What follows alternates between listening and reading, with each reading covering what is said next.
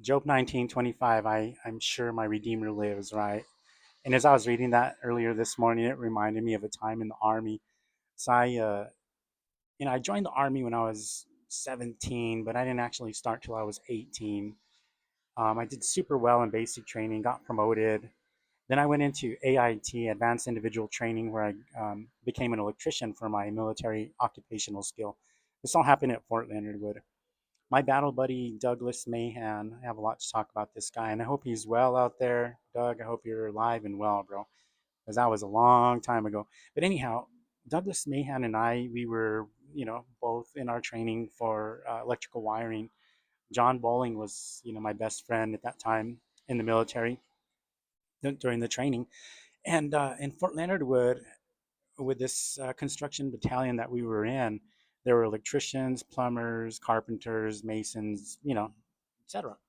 And in training, you're not allowed to have things like candy, drinking, smoking, things like that, right? It's the military.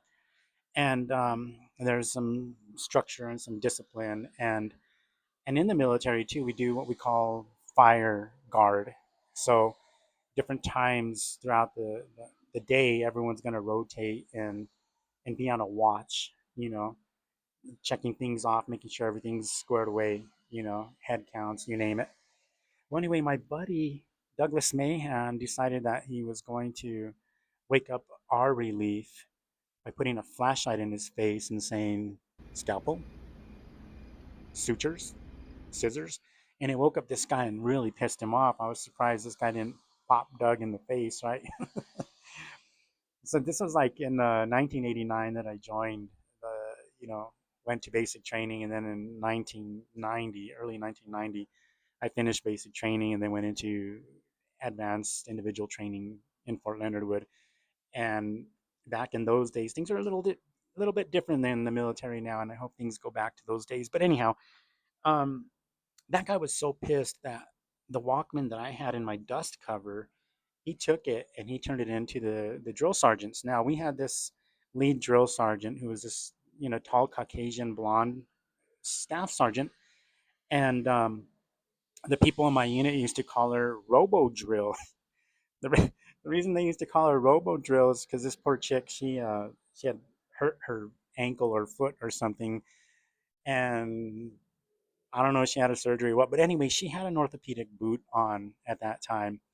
So just imagine you're in these spit shine, highly waxed barracks, military barracks, and she would walk in. She didn't even have to say nothing. We just knew it was her because she was like,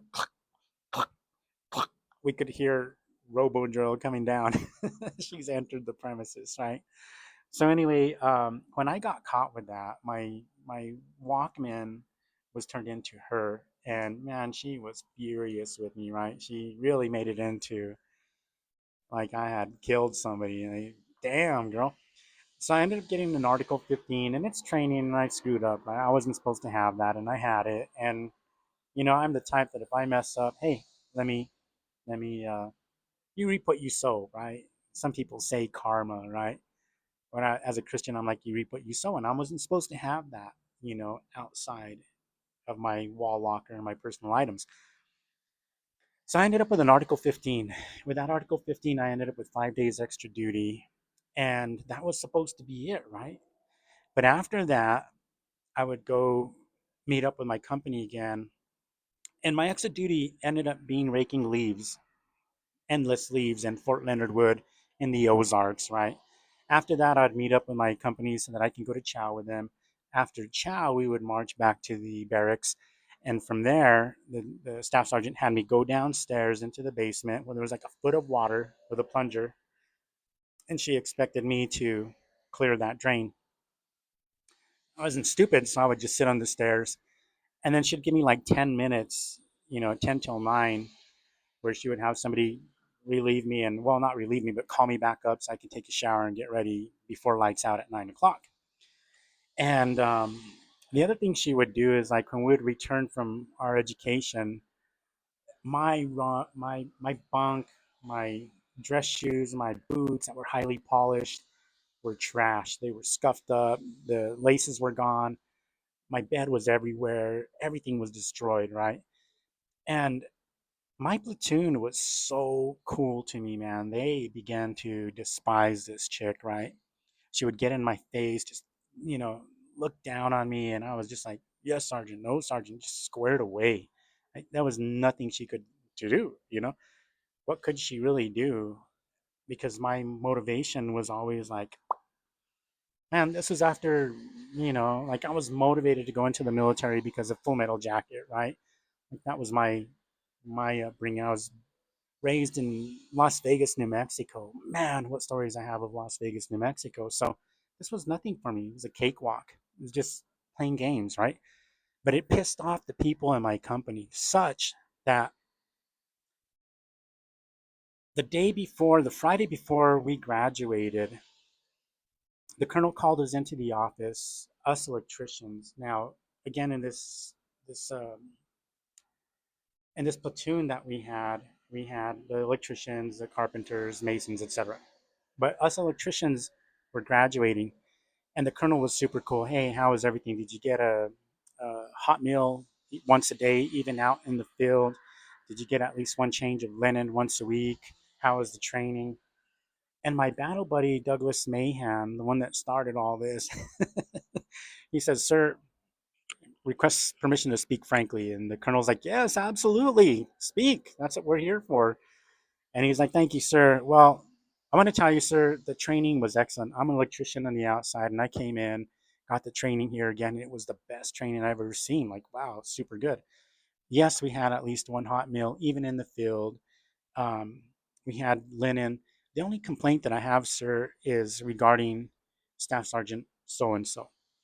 And he says, the reason I'm complaining about this is because, and he pointed to me and he goes, my battle buddy here, Private Maestas, in our first week here, I made a mistake and it got him in trouble where the oncoming guard, fire guard, took his Walkman and turned it into the staff sergeant.